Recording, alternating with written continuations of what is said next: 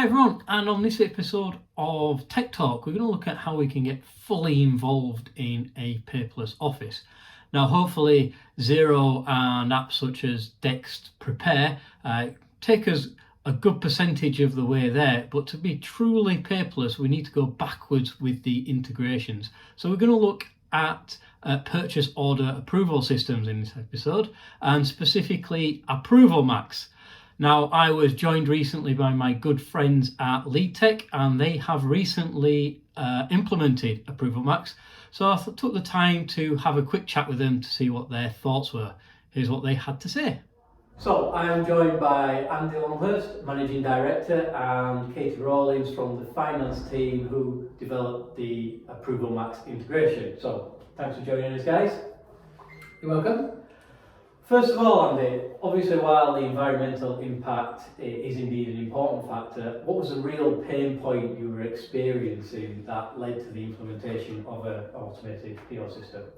Well, there was a few pain points, I think, Lee. Firstly, we had a business that were quite prepared to spend at will, which, as you can be aware, is quite painful on the bottom line. We had people with just little awareness or consideration of budgets and actually what that overall impact of what they were spending was actually having on subsequently the bottom line, our operating profit impacts.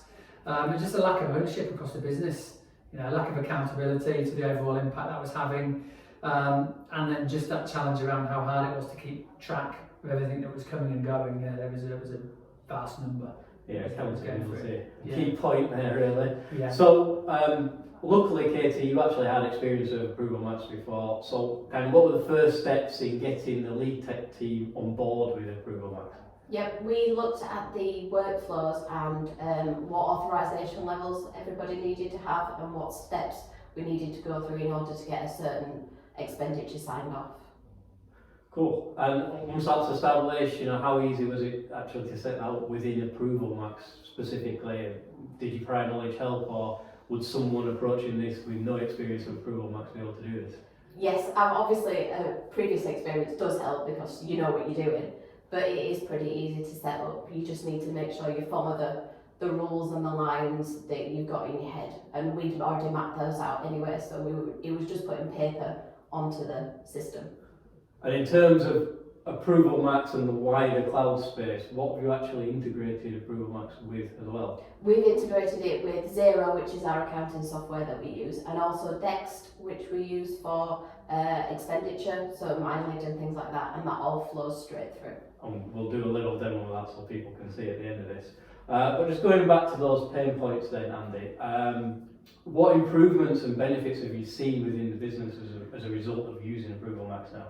I think it's given us a great process back into the business, which was much needed, and given us back control. I think that was for me really important as an MD, that we've got full control over that bottom line performance. We've given our heads of department full accountability of the budgets now, which I think was really important. Allows them to make easy decisions. We've coupled that with business cases that now support every request. I think again, it reduces those silly spends, those little incremental costs, which may be a throwaways, but bottom line is an impact, and ultimately gives a better link back to what they're spending and how that's having an impact across the business. It's given the whole business, I think, the focus. That's the question of why you need to actually make that expenditure, isn't it? Yeah, and I think that's what Approvalmax has really helped us to do. It's helped to really give that visibility and ownership back in a business when it was necessary. And we have that live budget feed, so you know if you're overspending or if you're still within line on your budget. Yeah, that's a really good feature, is that? Yeah. So these things don't always run perfectly smoothly. So what were the pain points of the integration, and what advice would you give anyone, Andy, going through a similar process? I think it's important that you dedicate resource to this. It's thankfully we had someone who had experience in the process already.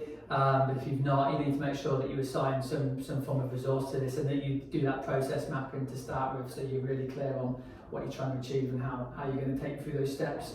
Make sure your budgets are clear, and correct. I think, for us it was important when we did this that we were really comfortable with the budgets and we were prepared for these to be spent ultimately. Because by doing this and giving accountability back to people, you expect them to spend that money. So again, that was really important for us.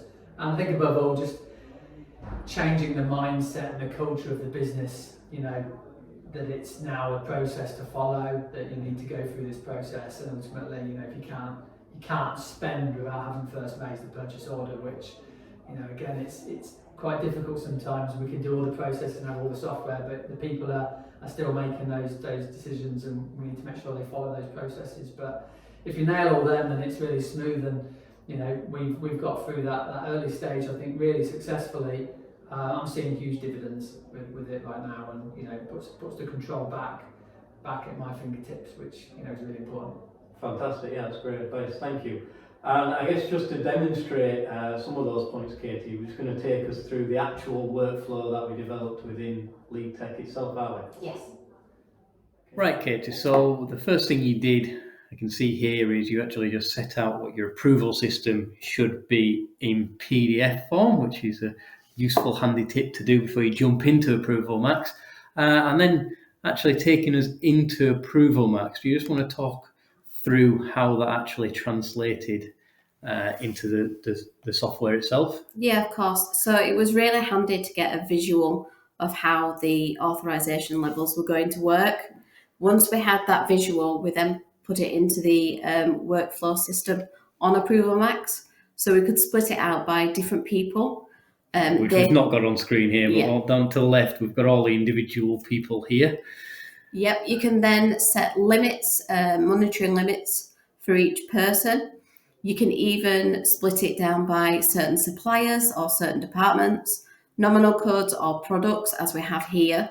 And it's really flexible, so you can either put it as people can authorize this, or they can authorize anything other than this, so it can work both ways.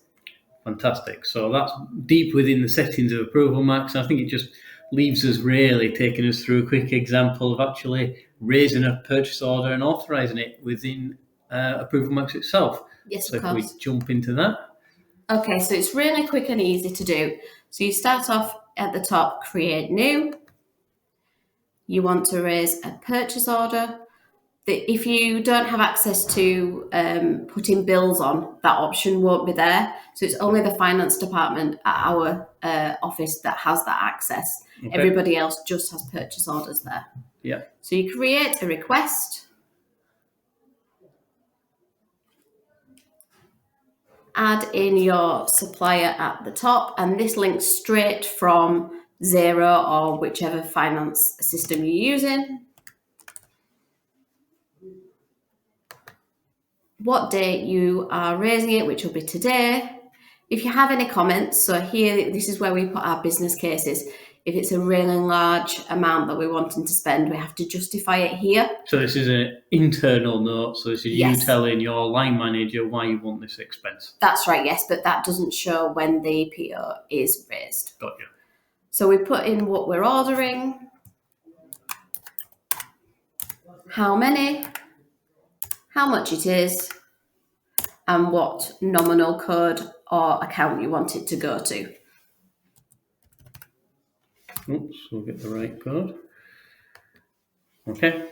The VAT, you can either have it here, you can have it exclusive of that or inclusive of that, dependent on where your quotes come from. And that mirrors the format of Xero then, obviously. Yep, and then which department or product it's going to go to.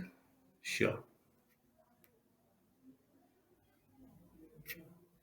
It'll total it all at the bottom here. And then if you have any specific delivery instructions for who you're sending the purchase order to, whether it's getting delivered to a different place, like a warehouse or anything, that all goes at the bottom.